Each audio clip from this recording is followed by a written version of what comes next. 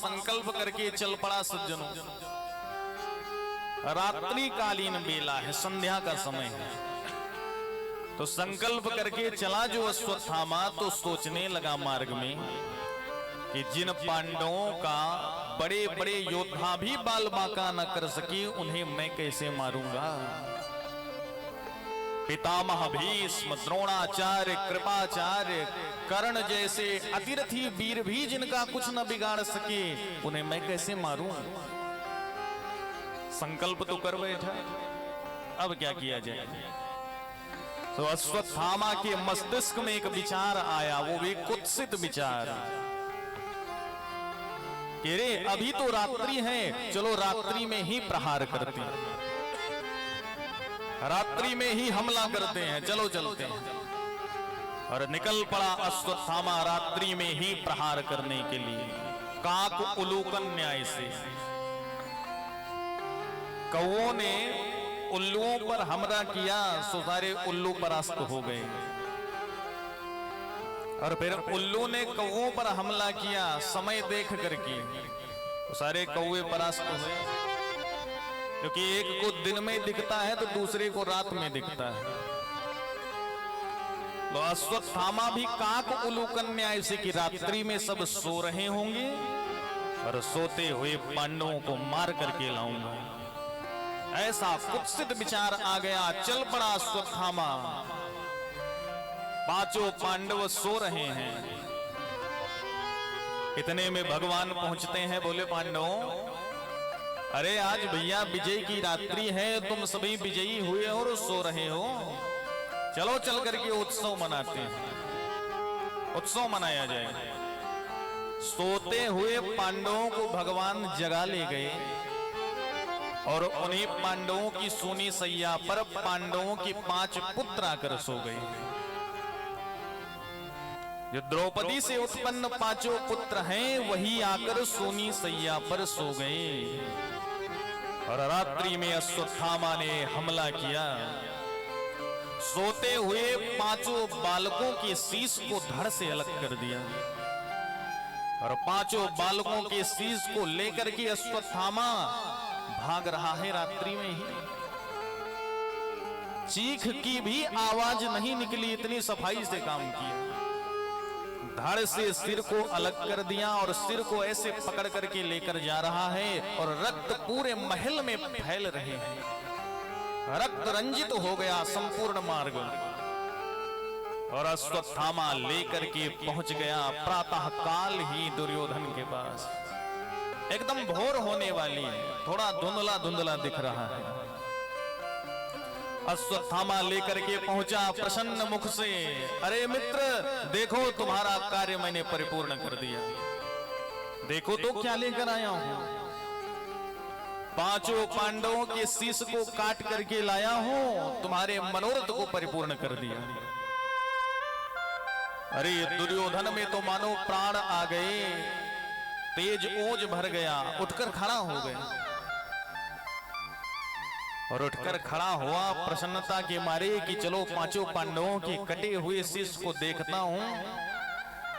लेकिन जो दुर्योधन ने देखा ध्यान से तो पाता है कि ये 5 पांडव नहीं, अब तो पांडवों के 5 पुत्र हैं। डांटने लगा दुर्योधन कि अरे मूर्ख अश्वत्थामा, ये तूने क्या कर दिया मूर्ख, ये 5 पांडव नहीं 5 पांडवों के पुत्र हैं और इन्हें मार करके तो तूने मानो हमें कुलहीन कर दिया।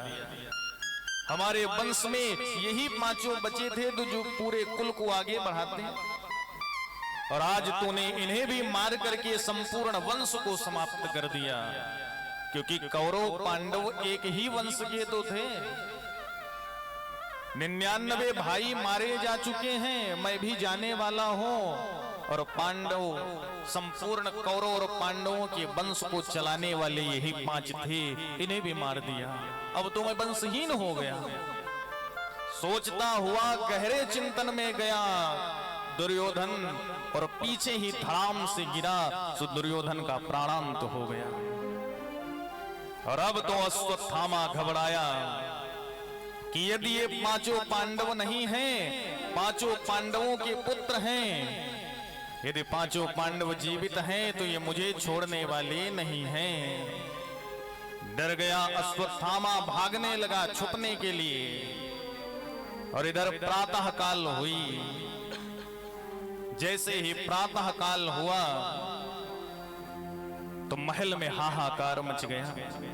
रक्त रंजित मार्ग को सैनिकों ने देखा, दौड़ते हुए पहुंचे कक्ष में तो पाते हैं कि धड़ ही धड़ है, शीश तो है ही नहीं। रुदन क्रंदन करने लगी।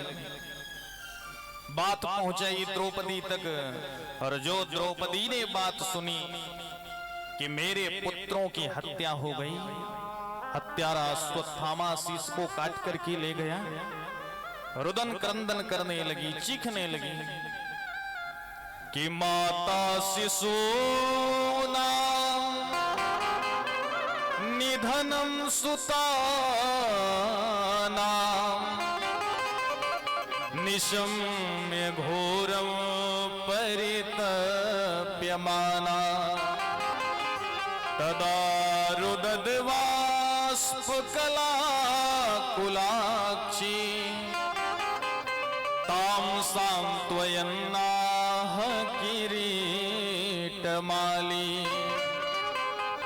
माता शिशु नाम निधनम।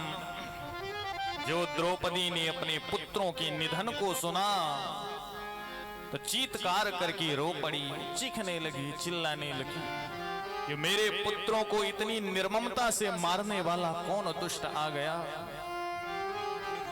सोते हुए बालकों को मार दिया, और सोते हुए, खाते हुए, भागते हुए, युद्ध में समर्पित हो जाने के तत्पश्चात यदि कोई प्रहार करे, मार दे, तो वह आतताई कहा जाता है, अधर्म कहा जाता है। मत्तम प्रमत्तम उन्मत्तम सुप्तम बालम स्त्रियम जड़म प्रपन्नम विरतम भीतम नरिपुम हन्ति धर्मवित। जैसे कोई मतवाला व्यक्ति हो, यानी कि पागल, उसको कोई मारने लगे तो अधर्म है, पाप है। सोते हुए को कोई मार दे तो महापाप है। बालक का वध कर दे तो महापाप है। किसी स्त्री का वध करे या स्त्री पर प्रहार करे तो महापाप है। जड़म यानी जो जड़ बुद्धि है, कुछ समझ नहीं पाता, उसे मारा जाए या मृत्यु दंड दिया जाए तो घोर पाप है। ऐसा कार्य करने वाला आतताई की श्रेणी में आता है। और किस आतताई ने मेरे पुत्रों का वध कर दिया। चीख पुकार करती हुई द्रौपदी रोने लगी, और द्रौपदी इतनी तीव्र गति से रोई कि अर्जुन आदि समस्त पांडव आकर खड़े हो गए। समस्त पांडव आकर जो देखते हैं तो सब रोने लगते हैं। भगवान कृष्ण ने देखा, वो भी कांप गए। पूरे महल में रोना ही रोना दिखाई दे रहा, सुनाई दे रहा। अर्जुन को क्रोध आया और अर्जुन ने तुरंत संकल्प कर लिया कि देवी, तुम्हारे पुत्रों का कोई भी हत्यारा है, उसे मैं छोड़ने वाला नहीं।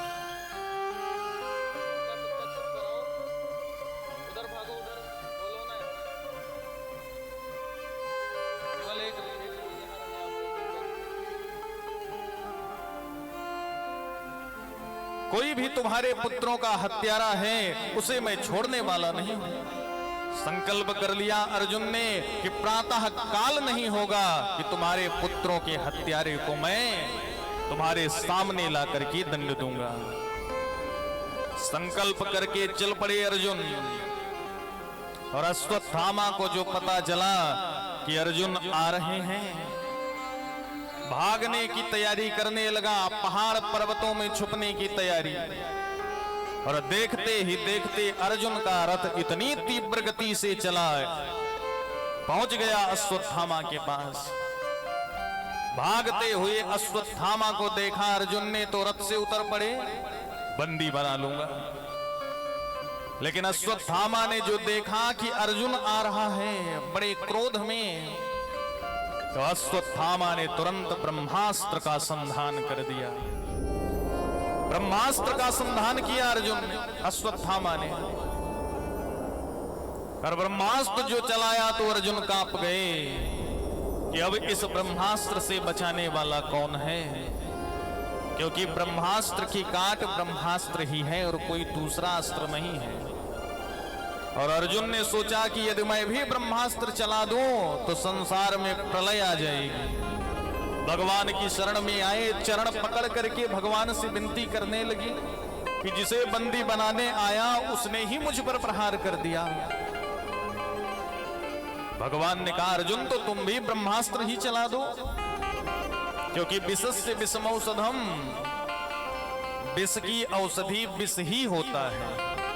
उसने ब्रह्मास्त्र चलाया तो तुम भी ब्रह्मास्त्र चला दो। और अर्जुन ने भी इधर से ब्रह्मास्त्र चलाया, उधर से अश्वत्थामा ने, दोनों ब्रह्मास्त्र आपस में टकराए, टकराकर शांत हो गए। अर्जुन ने दौड़ करके पकड़ लिया अश्वत्थामा के केस को। अश्वत्थामा के केस को पकड़ करके अर्जुन ने घसीटना प्रारंभ किया और घसीटते घसीटते रथ के पास ले आए और रस्सियों से बांध करके अश्वत्थामा को रथ में ही बांध दिया। और रथ जो वेग से चला तो अश्वत्थामा पहले तो दौड़ा कुछ समय तक, उसके बाद गिर पड़ा और घसीटते हुए अश्वत्थामा को अर्जुन ले गए महल की ओर। ले जाकर बांध करके अश्वत्थामा को महल में ही डाल दिया। पशुओं की तरह खड़ा हुआ है अश्वत्थामा, समस्त सभा भरी हुई है। संपूर्ण सभा के मध्य में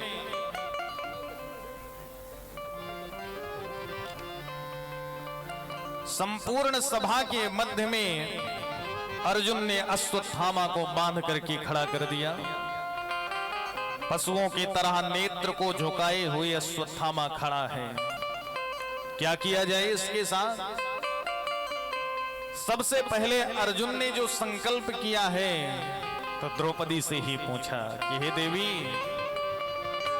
इस दुष्ट के साथ, पापी के साथ क्या किया जाए, किस प्रकार से इसे दंड दूं? तो द्रौपदी जो उत्तर देती हैं उसे सुन करके आप लोग हैरान होंगे। जिस मां के 5 पुत्रों को निर्ममता पूर्वक मार दिया गया हो और हत्यारा सामने ही खड़ा हो तो मां क्या उत्तर देंगी? द्रौपदी से पूछा गया किस प्रकार से दंड दिया जाए, तो द्रौपदी उत्तर देती हैं